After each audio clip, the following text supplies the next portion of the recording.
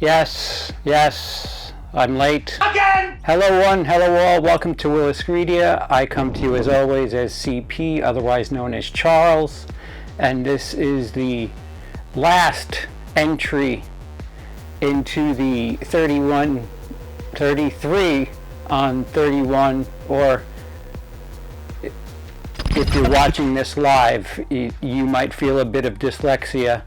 I'm 2 weeks late as I was deathly ill with pneumonia. Again, in the hospital for another 31 on 31. The first time we covered the big three, I was late with body parts getting taken out of me. Gore warning? 3, 2, 1. It was so bad I actually had to have a phlegm bottle, and this is real, real Belle Delphine COVID-19 phlegm, for sale. $50 a teaspoon. Hit up my DMs for some phlegmy COVID. Anyway, I digest. Yes, I'm here. Let's get this done and over with so that we could all argue. In case you're new to this and I'm the first video you're watching, you took the dyslexia part full on. This is a yearly event, the Autopstream perennial. This is the big one.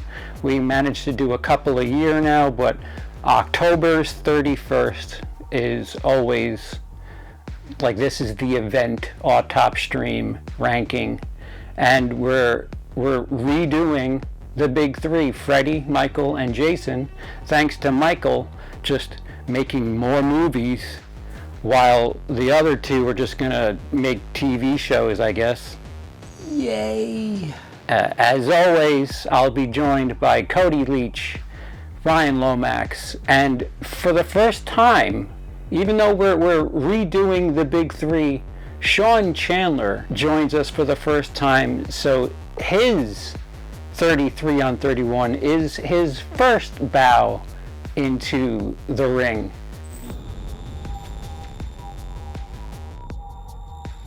Not that ring. And of course, as always, these are just my opinions. Doesn't mean I'm right, doesn't mean I'm wrong. Doesn't mean you're right, doesn't mean you're wrong, but we all know that Bryan is right. Just opinions. Have fun with the list. This is my list as I prefer them. That certainly won't match probably anybody's list. Be sure to join us for the Autopstream Debrief, where we all discuss just how different we are, and point and make weird faces at each other and argue. So without further ado, did my bottom change? 33. No. It was close. I'll give the next movie up credit. It credit to take the final spot. I realize that sounds so bizarre. I thought about it long and hard. I actually contemplated changing my number 33 for a good week or two, but I decided that Busta Rhymes in the Halloween franchise. I said, what you looking at me like that for? Huh? Hello? Hey, think would fly. Your shit ain't working up there or something? Combined with the webcam thing, and he actually does a Liu Kang hi-ya in that movie. Halloween Resurrection is atrocious. I'm not a Halloween fan, and I could say, wow, that's bad. That I would be embarrassed. 32. And number 32, this was the one I was, Cody whispered in my ear for about 2 or 3 on this list, where I was like, he's got a point and a much bigger audience than I have, so maybe I should just copy him and maybe people will like me more. And then I decided to say, fuck it. Freddy's Dead, it isn't, for the reason that everything about that movie is a comedy. The same reasons I gave last time as to why Freddy's Dead wasn't at the bottom for me. It is a cartoon. You'll hear other people in their lists say that I can understand if you're a Friday the 13th fan that Jason X is an atrocity, but I have a good time with it, damn it, ha ha ha ha ha. Freddy's Dead is a comedy to me, and they at least stay on note with that throughout that movie. Freddy's Dead at no point is scary.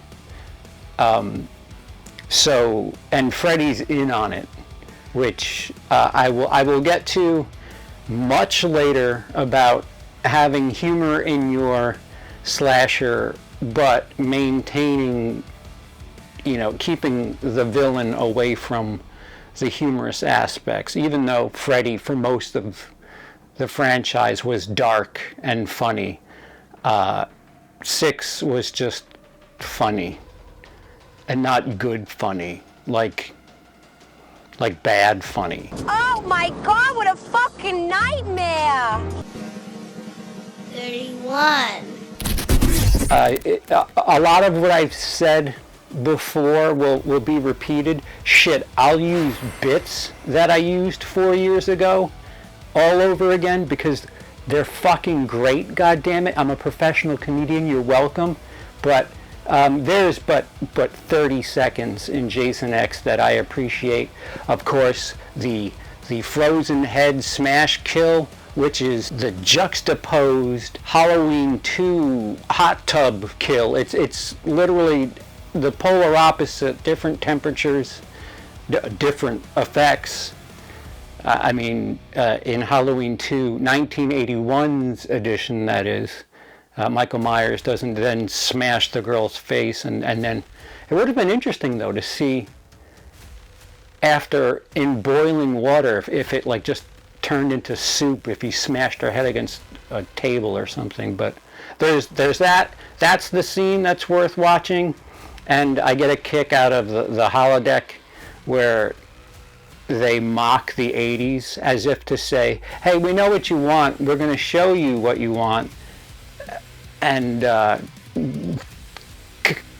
it kind of counts as good old Friday the 13th because they acknowledge that this is what made the franchise two smoking hot hologram girls who are ditzy as fuck, and then we get the perhaps the most notorious Kane Hodder kill, the sleeping bag kill, and the girls making noises, or the androids, or whatever the fuck, they're not real.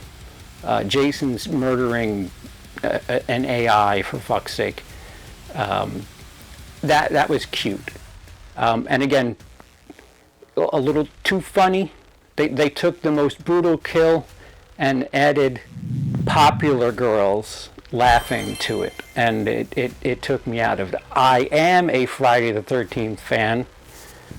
I have a shirt that features Friday the 13th in a Day of the Dead theme. I'm gonna have to cut to it differently. Apologies for my setup. It's just let's all say it together now.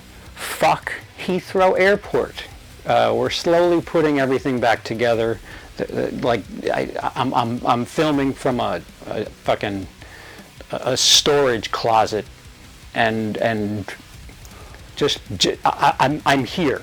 I'm here. There's a camera. It's recording. This is as good as it's gonna get. What was I saying? 30. Friday the 13th, Part 8.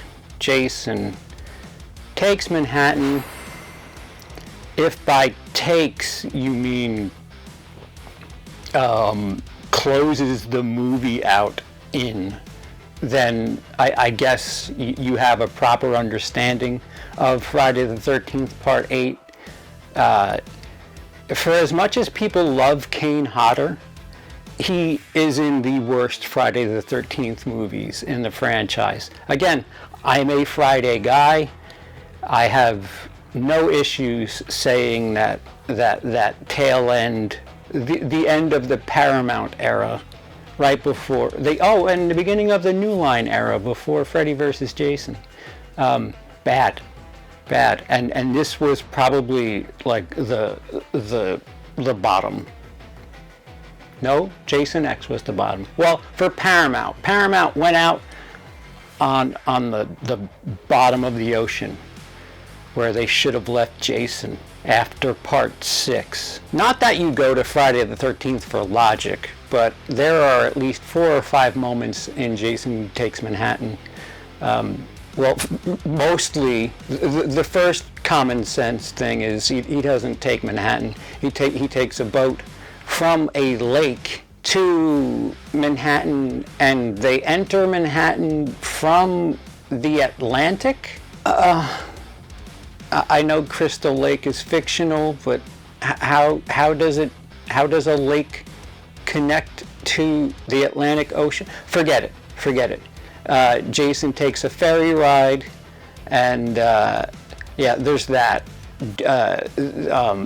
They'll have you believe that toxic waste flows through the sewers of New York City at a specific time when the lights do all this noise right here.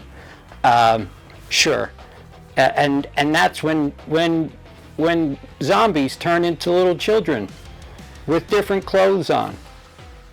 Yeah, it's hard being a Friday fan and having to defend some of these movies.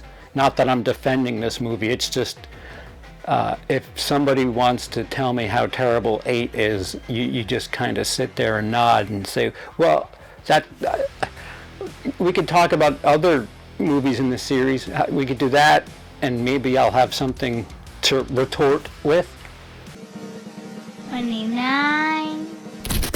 Halloween 5, The Revenge of Michael Myers. The movie that was so bad when I binged during our 2018 edition, I pulled 4 down so hard because I watched 4, 5, 6 all in a row, and I was just so let down by that great ending in 4, and I was like, those motherfuckers fucked all this shit up. The whole trilogy's fucked because of this. And 5 is bad. You got a drunk, touchy Loomis. Do you wanna touch? Do you wanna touch? Do you wanna touch? A movie that really wants to copy the Friday the 13th franchise, which is weird because the Friday the 13th franchise is a rip-off of Halloween. It's like a snake eating its own tail. I think we better stop. Please? Stop here, I want to pack a cigarette. I said stop the goddamn car!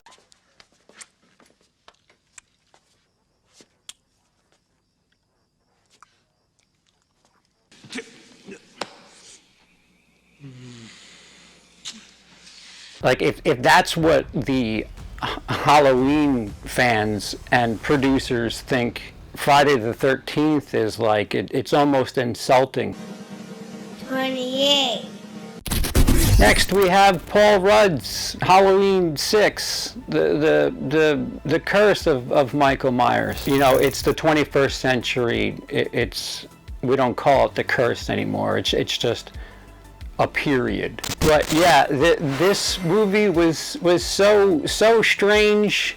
They decided to put out 2 different cuts. Donald Pleasance unfortunately dies during this, so at least he wasn't drunk and touchy during The Curse of Michael Myers, but mid-production we lose Donald Pleasance.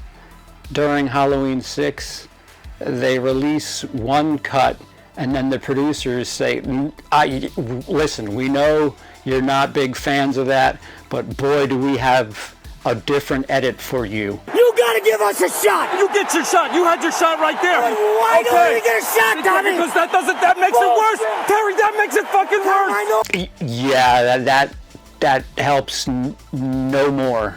And the whole Man in Black thing, I'm sorry, I realize that what I'm about to reference came out well after this movie, but there's only one Man in Black as far as I'm concerned. Do you have any idea how badly I want to kill you?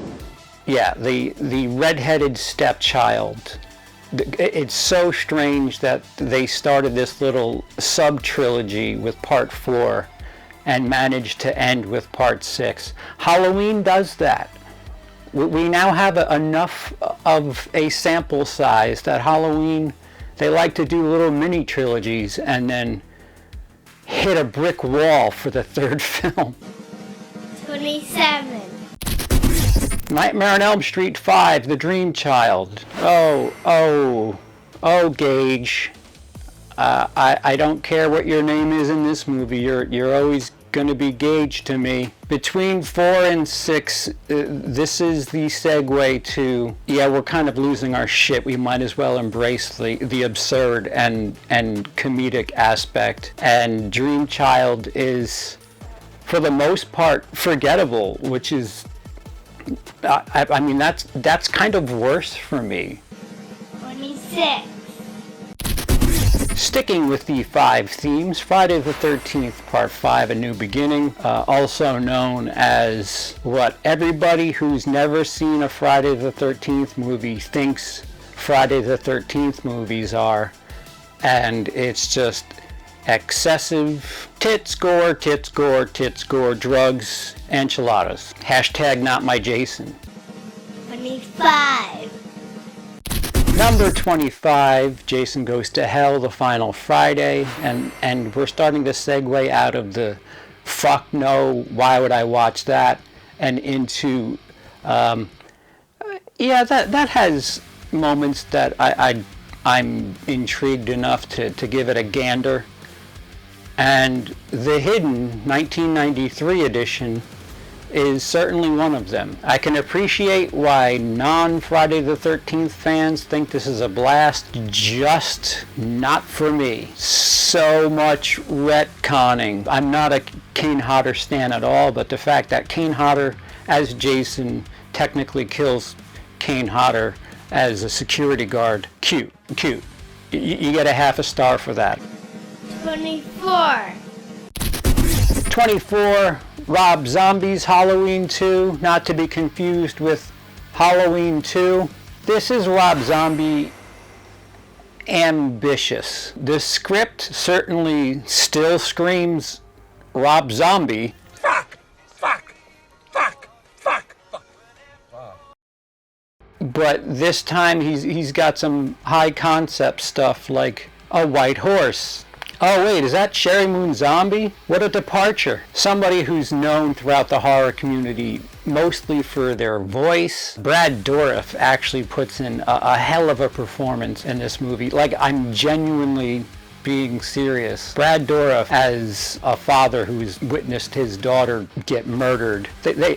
Rob Zombie got an actor in one of his movies, and it's a slasher, and it's Brad Dourif. And it's not Exorcist 3 or One Flew Over the Cuckoo's Nest. What the fuck? 23. Number 23 is the 2010 edition of A Nightmare on Elm Street. It's not terrible, although don't tell the lead actress that. Yeah, we get it, you were in a social network, but you know, it's time to make this movie now. They go a little too hard on the serious aspect. The thing that we only kind of said in passing in previous Nightmare on Elm Street movies, they hit a hell of a lot harder and darker in this, and it you know, these movies are supposed to have a bit of fun to them, and when you're reminded of what Freddy did, no, too much. You're a step above a Serbian film with that stuff. Don't do that. 22. 22, Friday the 13th, Part 7, Jason Meets Carrie. Once they did the Jason Does Frankenstein thing, that Paramount just decided to do a world tour of, hey, let's have Jason versus Carrie. Let's have Jason in Manhattan. Let's have Jason in space. Again, the Kane Hodder quadrilogy of Friday the 13th movies are of my least favorite, and this is probably the best of them, and here it sits at 22 on my list of 33. The franchise that is most synonymous with paper-thin characters. They get the guy who played Bernie and give him lines, because in Weekend at Bernie's, he's well known for his line delivery. 21.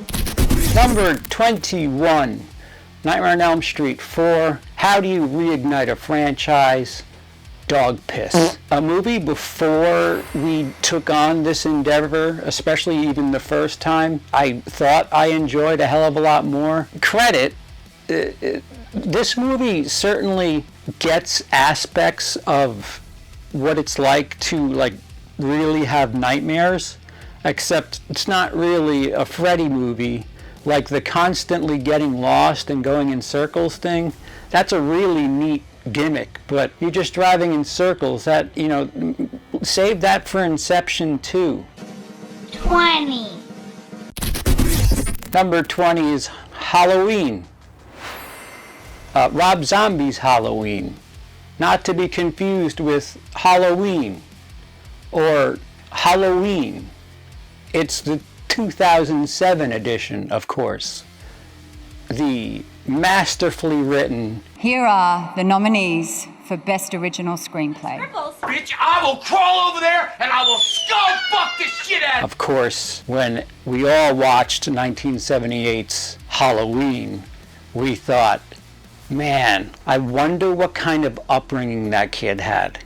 And Rob Zombie said, hold my beer. If you can get past all the white trashy skullfuckery, it does seem like Rob Zombie's Gus Van Sant remake of 1978. There's a lot of shot-for-shot stuff done with the Rob Zombie taste to it. 19. Wes Craven's A New Nightmare, or The New Nightmare, or Fucking nightmare! the spiritual prequel to Scream, in which Wes Craven gives us a bit of a meta aspect to the Nightmare on Elm Street franchise. If not for A Nightmare on Elm Street 2, I would say A New Nightmare is probably the gnarliest, darkest we've seen Freddy. When you can rebound from Freddy's Dead and come back with A New Nightmare, just the Freddy character alone, that's a hell of a that's an adjustment. And it's Wes Craven took the franchise back and said, you dicks, let me show you how this shit's done. 18. Friday the 13th, Part 3, or Part 3D. I am certainly not old enough to have experienced Friday the 13th, Part 3 in 3D. But if you watch it, you're forced to have that experience with just fucking leaning heavily on that gag, which is a shame because Richard Brooker is one of, if not the best of the Jason portrayals, even though we get a hissing Jason at the end. It's weird. I go back and forth with that dream sequence where he's just tapping on the glass, and sometimes I think it's the funniest thing ever, and sometimes I think it's the scariest thing ever. And then my wife will send me a cat meme, and then it's certainly less scary then. Did you know that in Friday the 13th Part 3 they were trying to figure out what kind of mask to put on Jason? And they had just a regular old clown mask, and some members of the crew were actually hockey players, and they had a goalie mask, and they decided to use the goalie mask because it was cheaper, and I'm slagging Halloween off at this point, if you don't get it. 17. Speaking of slagging Halloween off, whoa. I wanted to bake you a pumpkin pie. If Halloween 2018 and Halloween Kills were a river, Halloween Ends is a dam. Fight Club wasn't about winning or losing. It wasn't about words. So bizarre, that movie. I've only seen it 3 times at this point. Keep in mind, I'm a month into the Halloween Ends release, unlike the rest of my Autopstream brethren.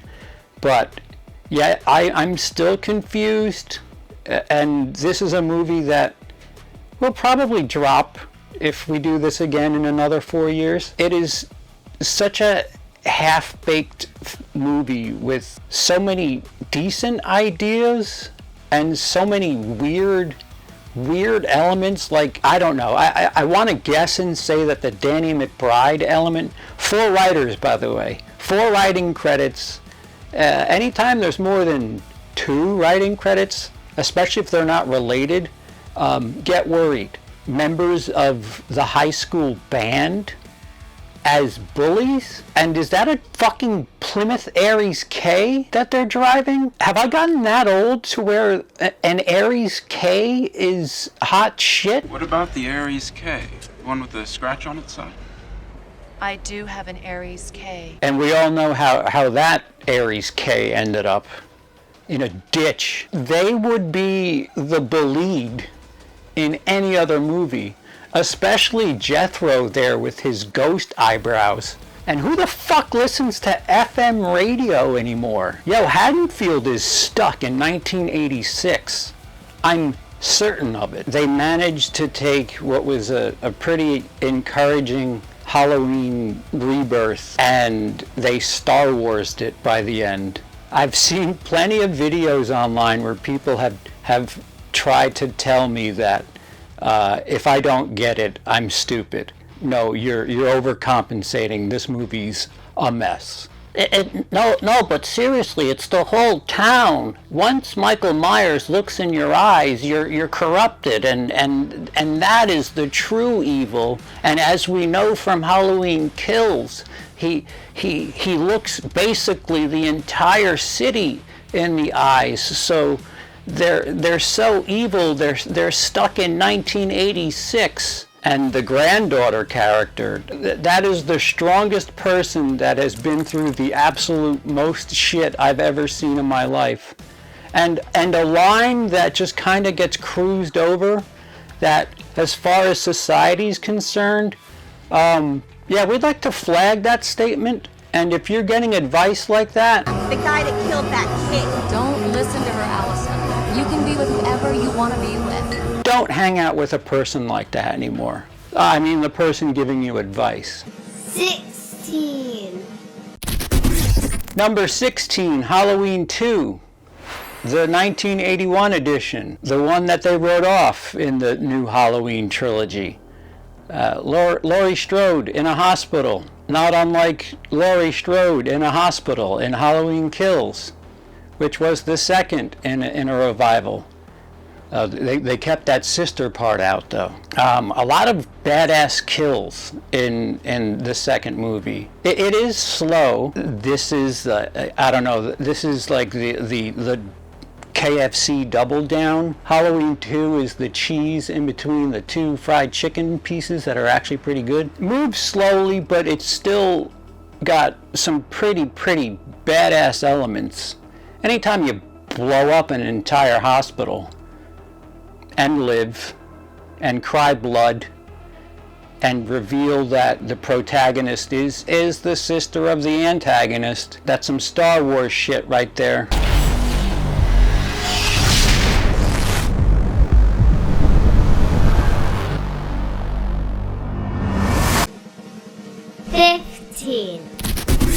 Number 15, Halloween.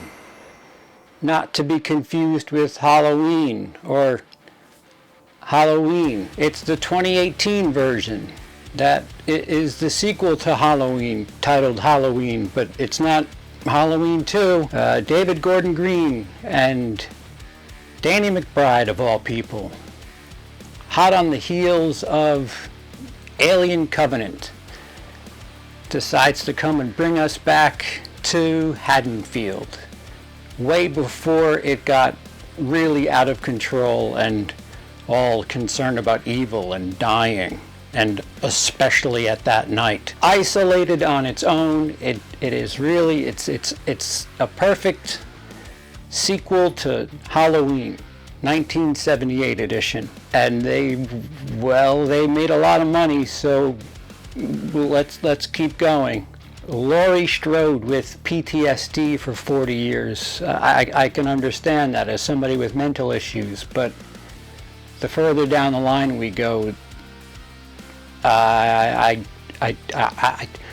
she's jacked up for 40 years over experiencing a traumatic event in one night, and then she experiences even more trauma, even closer to her family on this night.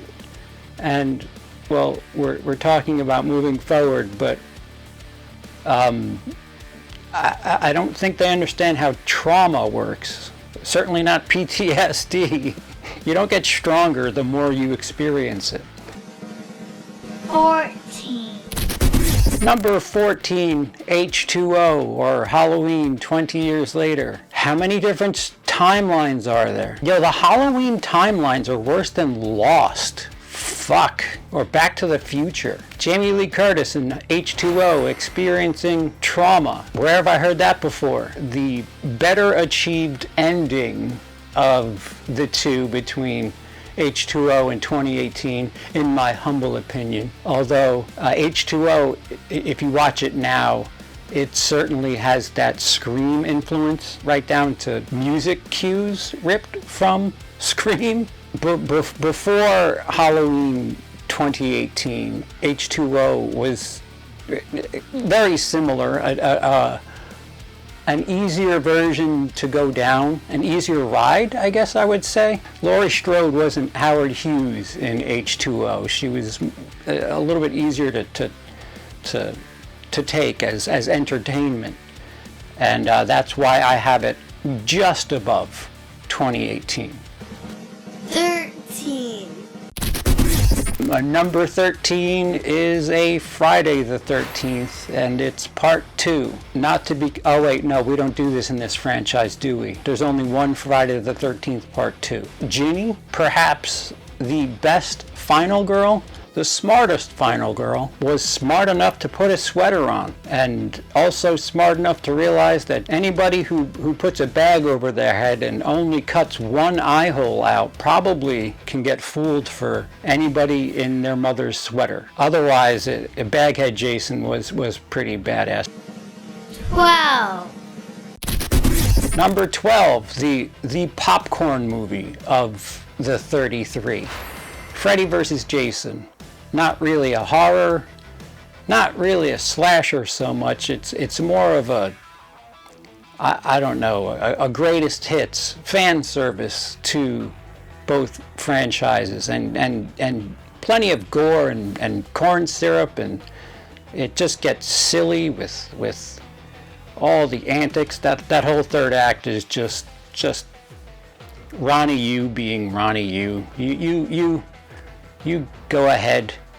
You made Bride of Chucky work. Now, here, take two major slasher icons and put them together in a project that we've been, I don't know, there was like 72 scripts for, and Ronnie Yu was the one who managed to be the director for this movie. And it's fun. It's fun. Don't expect scares. Don't expect anything in slasher horror format. It's a versus movie, which started the versus trend. 11. Number 11, Nightmare on Elm Street 2, Freddy's Revenge, the one where they really kind of bent the rules about Freddy being exclusively in dreams unless you pull him out. Dude just crashes a pool party. But he was, again, with the exception, or arguably, between New Nightmare and Freddy's Revenge, aka Nightmare on Elm Street 2, is probably the darkest Freddy without being the remake that we experience. And yeah, apparently there's some subtext. I didn't see it at all in that movie. Dude just likes his friend, wants to hang out with his buddy. But what is all this talk about? 10. Number 10, Halloween 4, also known as the movie I got the absolute most shit for in my previous ranking. And yes, with 4 years separated, actually I kind of, after about 6 months, I realized that, yeah, the movies aren't supposed to be watched as a complete blended trilogy. And yes, Halloween 4 is very good, top 10 worthy even, as far as I'm concerned. No matter how comical the ending is, Donald Pleasance, you. No!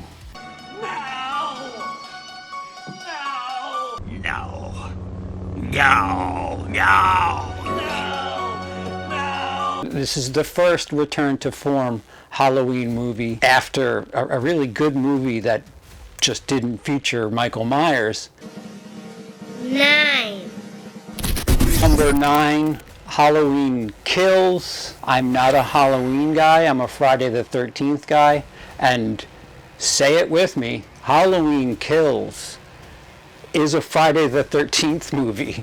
It is Michael Myers just doing a bunch of Jason Voorhees shit. I have a very different relationship with this movie than a lot of people. The Halloween Kills that I hold in my heart really complements 2018, flows so well, and the ending of Halloween Kills, in my heart, that is, let's see if, I don't know if I can get you to understand what the ending of Halloween Kills, as far as I'm concerned, is. But yeah, that on top of the fact that we have a modern day Jason Voorhees just running around wearing a Michael Myers mask, that's right up my alley. After watching this, I was like, yeah, you know what, if we're never going to get Jason again, this is probably the next best thing, and that's why I like it, damn it. Big John, Little John, wrong house. How did the new homeowners know exactly where Michael Myers stabbed his sister? Like,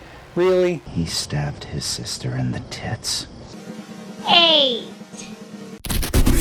Friday the 13th, the remake. Another movie that the Cody influence plays strong here. Yeah, Halloween Kills is modern day Jason, and I've always said it that the prologue of 2009's Friday the 13th is excellent, and Derek Mears' Jason Voorhees is pretty damn menacing. I've learned to settle with the fact that Friday the 13th characters are kind of shitty. I've had a talk with 14-year-old me, and 14-year-old me really likes a lot of aspects of 2009, despite what adult me is looking for. So the last licensed great Jason we've had, and it's certainly not him in space, so I'm converted. 7. Number 7, OG, Friday the 13th, 1980. Yeah, it's dark, yeah, it's cheap, but Pamela Voorhees, Betsy Palmer, that third act is so clutch. Even to this day, I realize a lot of people shit on that movie, but yay. Guys, it's what, 40 40-something years old now, and I watched Terror Train for the first time a couple weeks ago, and that movie just, it's people in Halloween costumes on a train, and David Copperfield? The fuck? A lot of people consider that to be a great movie. I watched that movie and I was like, what am I watching? So I understand those of you not named Bryan Lomax who are like, yeah, I don't get it, not that big a deal. But nostalgia could be playing here. But that third act, the whodunit aspect, even though you don't get introduced to the Mrs. Voorhees character, even though the opening scene you kind of do, you know that some shit's going down. Not quite candy bar ambulance driver introduction, but Remember this fucking face! a female killer that isn't Norman Bates in drag. Quite groundbreaking for the day. 6. Number 6, Halloween 3, Season of the Witch. Bootleg Cronenberg movie as far as I'm concerned. For as much as me, the Friday guy, just does not appreciate a new beginning, technically Jason Goes to Hell for that matter, I can watch Halloween 3 as a movie that just so happens to have the title Halloween on it and quite enjoy it. It's really out there. I don't know, I'm a straight man, so I don't understand the appeal of Tom Atkins circa early 80s, but man, his body count was commendable. Also, the movie was pretty fucking gnarly. Anytime you put a mask on kids and have their skulls turned to beetles and worms and snakes and shit, yeah, I'm okay with that. 5. Top 5, Nightmare on Elm Street Part 3, Dream Warriors. There are various homages to One Flew Over the Cuckoo's Nest in this movie, and much unlike Part 2, Part 3, you feel for all of the characters in Dream Warriors, and if one got beat by Freddy, you felt it, and you were rooting for everybody. Even with Heather Langenkamp and her Bride of Frankenstein hair. An incredible entry into the Nightmare on Elm Street franchise. And the soundtrack, depending on what your taste in music is, quite killer. 4. Number 4, A Nightmare on Elm Street, the original, 1984 edition. The one thing you have to give the Nightmare on Elm Street franchise, especially when it came to like the kills and the environment that Freddy put people in, is it was just so creative. It's the one thing that Jason and Michael Myers, you like, they can get creative with the kills, but Freddy, you're dreaming. So like the possibilities of what he does to you are just endless, and that's pretty neat. It all comes down to budget at that point, where as long as the producers are willing to put money into it, the sky's the limit. And they really did some incredible things in that movie, like turn Johnny Depp into Raining Blood. 3. Number 3, the OG Halloween. I won't do it. No rule of threes this time. The original Halloween, 1978. Yes, it's a classic. Yes, it still plays. Unlike Friday the 13th. In every single scene. Every single scene. You know, the quintessential slasher movie, and it does so without using much gore at all. And the funny thing, like, I always forget this about Halloween, is that the dude, like, takes his mask off and it's just like, you know, Jeff. It's just some dude.